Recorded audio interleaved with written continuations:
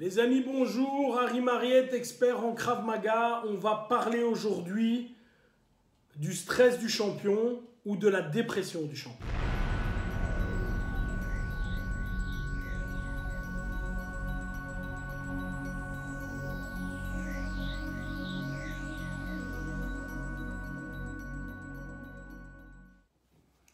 Voilà, vous avez déjà connu ça, vous avez fait énormément d'efforts pour obtenir votre diplôme, pour obtenir un job, pour obtenir une médaille, pour obtenir un grade, pour obtenir quelque chose.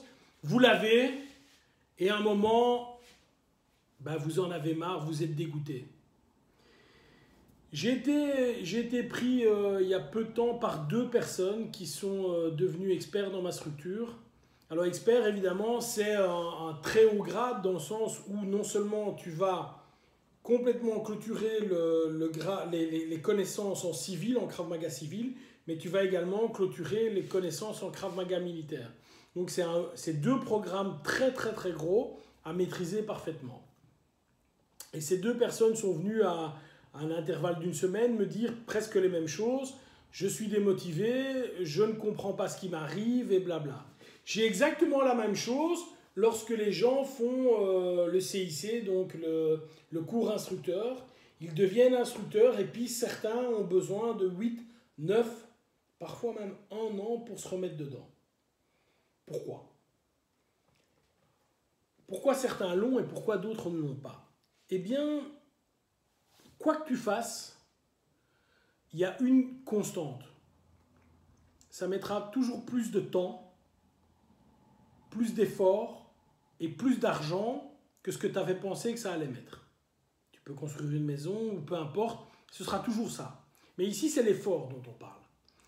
Si l'octroi de ton grade ou l'octroi de ta médaille ne t'a pas nécessité plus d'efforts qu'avant, normalement, il n'y a pas de stress après. Tu l'as et puis tu continues à grimper. Si au contraire, pour obtenir cette médaille, pour obtenir ce grade, pour obtenir ce que tu veux, tu as dû faire vraiment, tu as dû te faire mal, tu as eu un entraînement très dur, tu as dû vraiment étudier, tu as vraiment stressé, tu as vraiment donné de ton corps, il y a un moment où ton corps te dit « j'en ai assez grand, j'en ai assez ». Et c'est un petit phénomène de surentraînement, ce qui est complètement logique. Il te dit « oh, maintenant tu vas arrêter tes bêtises, tu vas me laisser souffler ». Ça, c'est le premier phénomène. Le deuxième phénomène, c'est aussi de se dire, et moi, j'ai pas été 22 fois champion du monde, hein, je vous rassure. Moi, je l'ai vécu également. J'avais 22 ans et j'ai fait 19 ans, 20 ans, 21 ans. Donc, j'étais champion de Belgique de karaté à 19 ans, 20 ans. Et 21 ans, je suis champion de Belgique universitaire. 22 ans, je suis vice-champion d'Europe. J'ai fait plein d'autres trucs, hein. J'ai gagné plein d'autres trucs, mais je parle des titres marquants. Voilà, 22 ans, je suis vice-champion d'Europe en combat sans gants, en Ippon Shobu, pour ceux qui connaissent, c'est du karaté. Et la semaine qui suit cela, surtout qu'en plus j'ai perdu en prolongation à un coup, machin, 2 arbitres pour l'un, 3 arbitres pour l'autre. Donc c'était en plus limite. La semaine qui suit ou les 2 semaines qui suivent, je prends la décision d'arrêter la compétition. Pourquoi? Eh bien parce que je n'ai pas arrêté le karaté suite à cela, mais j'ai arrêté la compétition parce que pour moi, les efforts, vraiment, les efforts que je devais faire, j'étais aux études, je faisais des études d'ingénieur, donc c'est quand même des études un petit peu lourdes. Hein. Je donnais cours de karaté, j'avais une situation financière horrible, donc je donnais vraiment cours de karaté pour manger. Hein. C'est avec les cours que je mangeais, j'avais une situation qui était très difficile. Oui, parce que certains me disent, oui, tu as l'air chicos, machin. C'est pas du tout le cas, les gars. Moi, je n'ai pas été aidé. Je viens vraiment du super bas de la classe moyenne ou ouvrière. Donc, j'ai vraiment pas eu de chance dans la vie, en tout cas au départ. Et donc, je devais m'entraîner énormément. J'avais des problèmes financiers. Les méthodes d'entraînement n'étaient évidemment pas les mêmes. Hein. Je vous parle d'il y a presque 30 ans maintenant. Les méthodes d'entraînement n'étaient pas ce qu'elles étaient. On s'entraînait comme des idiots, toujours à fond, toujours à fond, toujours à fond. Résultat, J'étais malade 2 semaines sur un mois, hein, donc tous les 15 jours j'étais malade, rhume, sinusite, etc. Je sais maintenant en tant qu'entraîneur que j'avais sans doute un déficit en glutamine et en autres vitamines, mais je ne me supplémentais pas, hein, mangeais n'importe comment bien sûr. Et enfin, tout a évidemment fortement évolué.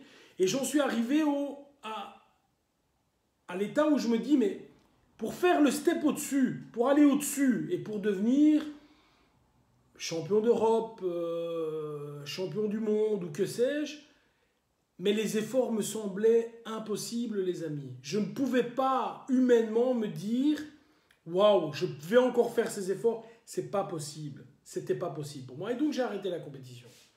Et d'autant plus que honnêtement, j'avais fait le tour et je pense que c'était une bonne décision. Alors je respecte évidemment les gens qui ont été 20 fois champions du monde, hein, c'est pas le problème, mais moi je pense avoir fait le tour.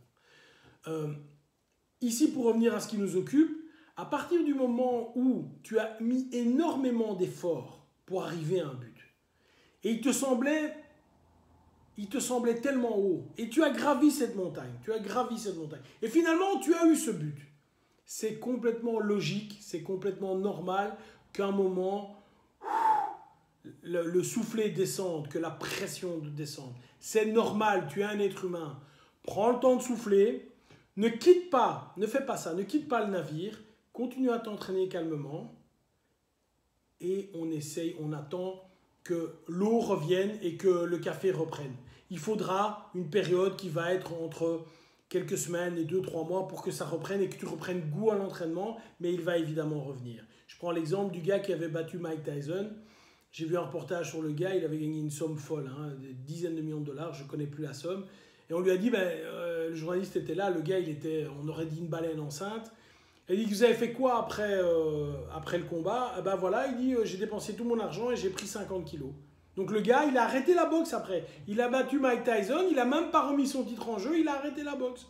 Donc, il ne faut pas tomber dans le travers ou dire, voilà, je vais tout stopper. Donc, le stress, qui n'est pas lié au stress du champion, mais qui est lié au stress d'avoir réussi un truc qui était vraiment au-dessus de ce que tu pensais, pas seulement en termes de capacité, ça peut être en termes de temps. Hein. Vous savez, ton planning est déjà full rempli et pour avoir cette activité où tu veux devenir ceinture noire, où tu veux devenir tel grade, tu dois rajouter des heures d'entraînement, ben, tu te sursatures, tu es en sur-régime pendant un moment. Il est normal qu'à un moment le moteur te dise « Oh, cool down, gars, cool ». Et c'est tout à fait logique. Donc, vous inquiétez pas, si ça vous arrive, c'est un état normal. Qu'est-ce qu'on fait? On s'entraîne un peu moins, on tient le train, quoi qu'il arrive, on lâche pas le train, on tient le train et on récupère. On s'entraîne plus relax pendant 1 mois ou 2 et ça revient. Rassurez-vous, ça revient. Bye bye les gars.